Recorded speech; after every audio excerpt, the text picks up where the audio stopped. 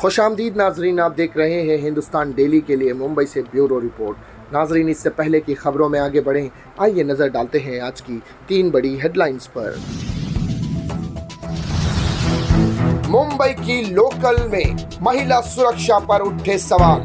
5 माह में harbour line की ट्रेनों में छेड़छाड़ के 47 मामले दर्ज। वर्षा गायकवाड़ ने संभाली मुंबई कांग्रेस की कमान। पहली महिला को बड़ी जिम्मेदारी, कई सीनियर नेता रहे साथ।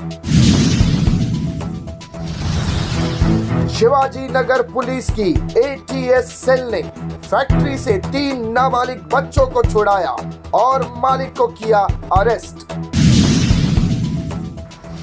देखा नाज़रीन, ये थी आज की 3 बड़ी हेडलाइंस। अब बढ़ते हैं खबरों की जानिब। लोकल ट्रेन में छात्रा के साथ यौन उत्पीड़न का मामला चिंता का विषय है।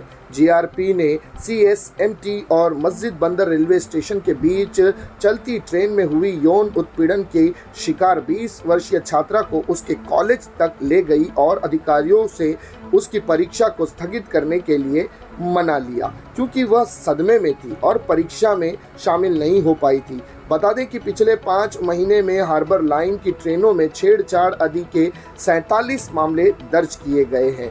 जीआरपी के पुलिस कमिश्नर रविंद्र शिवदे ने बताया कि इस घटना के बाद हमने दिन के समय में भी हार्बर लाइन ट्रेन के अंदर सुरक्षा बढ़ाने का फैसला किया है। पुलिस के मुताबिक अपराधी नवाजू करीम शेख 40 वर्षीय बिहार के किशनगंज के रहने वाला है और वो एक मजदूर है। आरोपी पर कई आईपीसी की धाराओं के तहत केस दर्ज किया गया है। पीड़ित छत्रपति शिवाजी टर्मिनल बेलापुर ट्रेन में महिला डिब्बे में चढ़ने के बाद शेख ने उसे देखा और जब ट्रेन चलने लगी तो उसमें सवार हो गया। उस समय डिब्बे के दूसरे छोर पर एक बुजुर्ग महिला थी, जिससे ही ट्रेन मस्जिद बंदर स्टेशन के पास पहुंची। 3 मिनट के भीतर आरोपी ने उस महिला का यौन उत्पीड़न किया। जब पीड़िता ने शोर मचाया तो आरोपी मस्जिद बंदर स्टेशन पर ट्रेन से उतर गया। एक यात्री ने जीआरपी की 1512 हेल्पलाइन नंबर पर फोन कर इसकी जानकारी दी।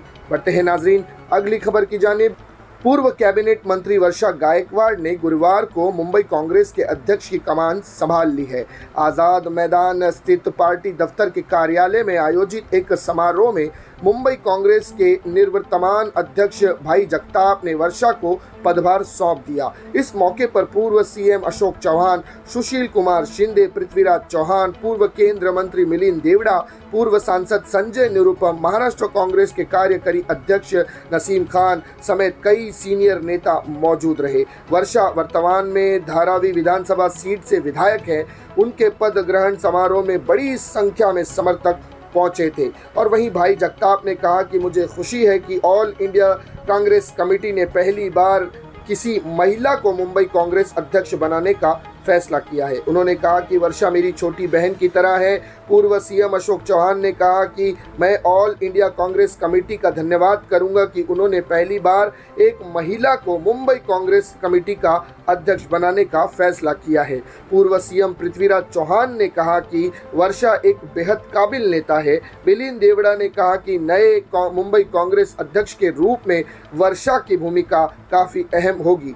पूर्व सांसद प्रिया दत्त ने कहा कि वे सिर्फ वर्षा की हौसला अफजाई के लिए यहां आई है।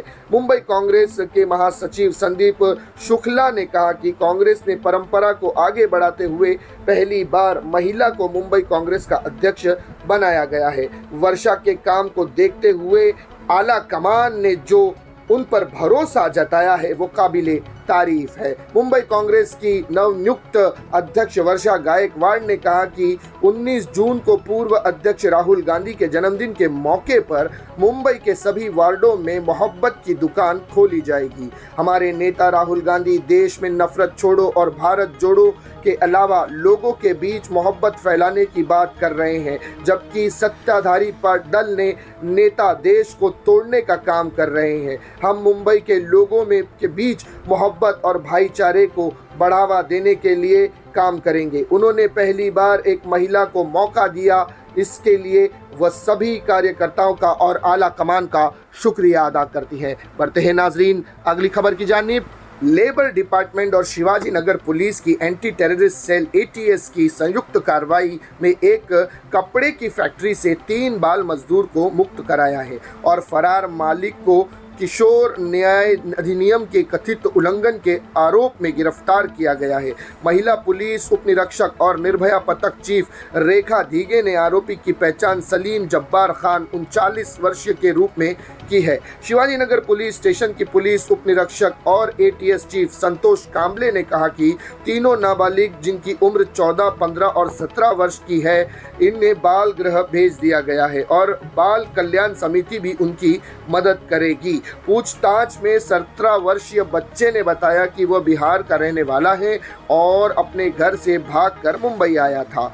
घर वापस जाने के लिए काम कर रहा था। इसी तरह छोटे बच्चे में से एक अपने पिता की मदद कर रहा था जो कारखाने में काम करता है।